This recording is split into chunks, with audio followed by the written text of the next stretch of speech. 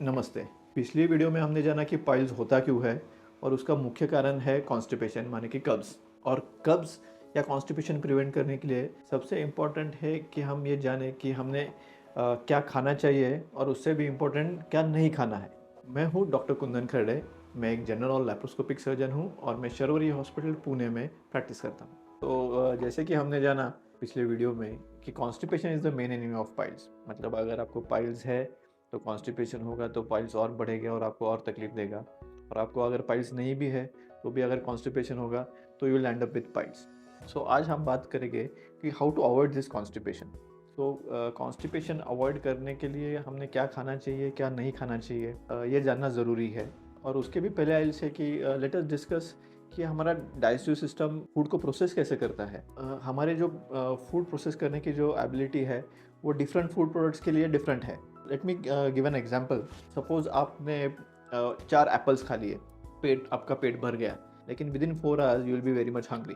And if you eat उसी amount का अगर आपने कोई हाई प्रोटीन डाइट सपोज कि कोई मीट खा लिया तो 2 दिन तक आपको भूख नहीं लगेगी। मतलब क्या कि ये जो फूड प्रोडक्ट्स है इनका डाइजेस्ट होने का टाइमिंग अलग अलग है। ओके, इनका ब्रेकडाउन और प्रोसेसिंग का टाइमिंग अलग अलग है।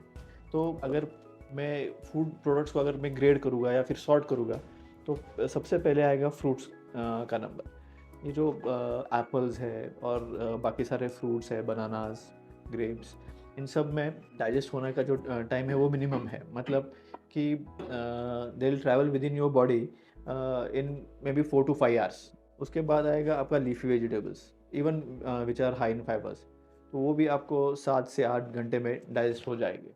उसके बाद आता है नंबर ग्रेन्स का। ग्रेन्स मतलब रोटी जो कि बना है गेहूँ, ज्वार या बाजरा से। तो बॉडी इन ग्रेन्स को प्रोसेस करने के लिए लगभग 18 आवर्स मतलब 18 घंटे तक लेती है।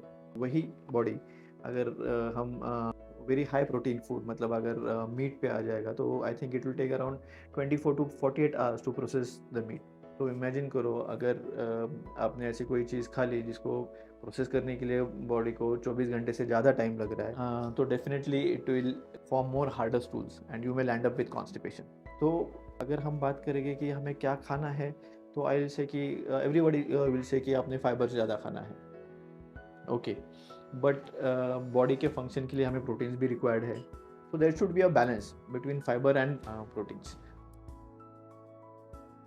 सो now let us focus on the most important thing, मतलब कि हमें क्या नहीं खाना है।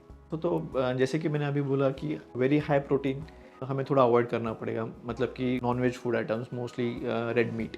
सेकंड, डिहाइड्रेटेड चीज़ें जैसे कि bakery products completely no no no packed and processed food. Third I say कि जो ज़्यादा अगर कोई सॉल्टी फूड आइटम होगा तो even will have to avoid that because more the salt it will cause more water retention. अगर ज़्यादा water retention होगा तो ultimately it will cause constipation. तो इसलिए फिर आपके जो सारे नमकीन आते हैं food products, those are also strictly no no. Next, salty item में आई से कि even pickle comes. Now pickle has two things I say. अगर थोड़ा अमाउंट में आप उसको लोगे तो it is good for your body because it is a natural probiotic. Okay, उसमें गुड बैक्टीरियाज होते हैं।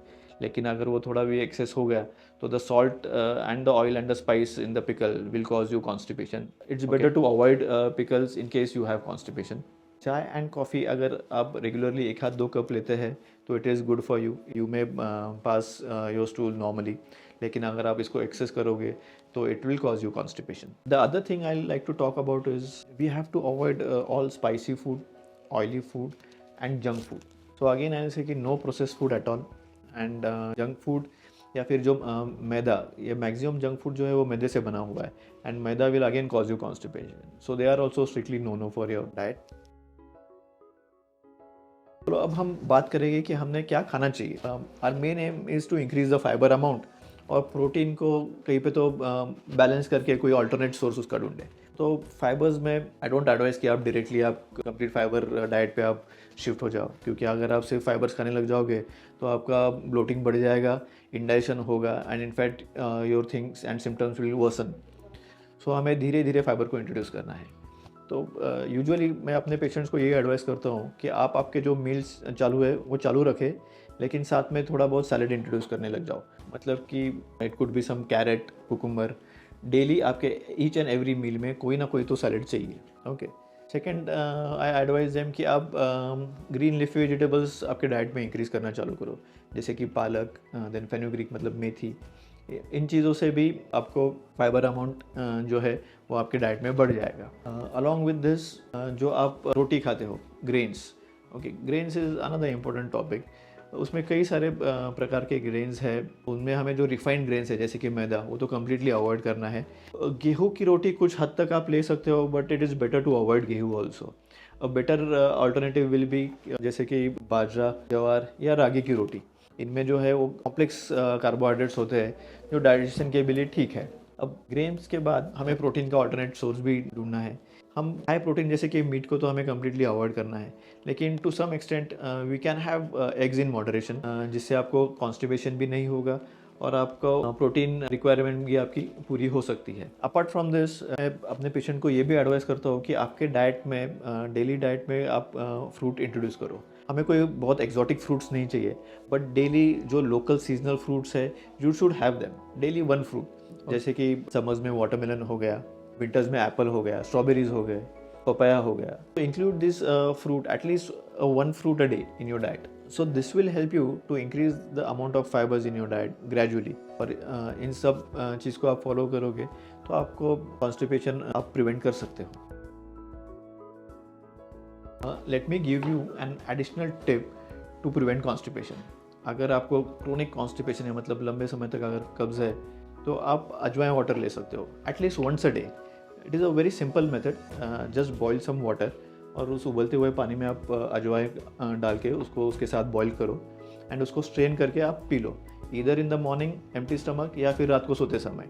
This will get rid of constipation definitely. Next thing I will say कि you can have sabja seeds, soak them in water, मतलब आप रात को पानी में भिगो के रखो एंड नेक्स्ट डे मॉर्निंग में you can have that with water, the sabja seeds with water. ये भी आपका कॉन्स्टिपेशन दूर कर सकता है। काफ़ी लोग सब्जा सीड्स और चिया सीड्स के साथ थोड़ा सा कन्फ्यूजन होता है, दोनों को एक ही मान लेते हैं। Sabja seeds are basically basil seeds और tulsi seeds which are locally found, जो हमारे यहाँ पे बहुत ही कॉमनली मिल जाता है। whereas chia seeds are actually Mexican in origin, and I think sabja seeds are more than enough for you to prevent constipation.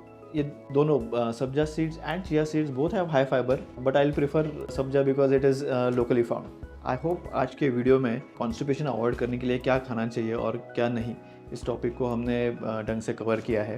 And apart from this, दो most important चीज़ें to avoid constipation I say इसकी water intake, increase your water intake, इसको बिल्कुल हमने भूलना नहीं है। और daily exercise, you have to have some amount of exercise every day.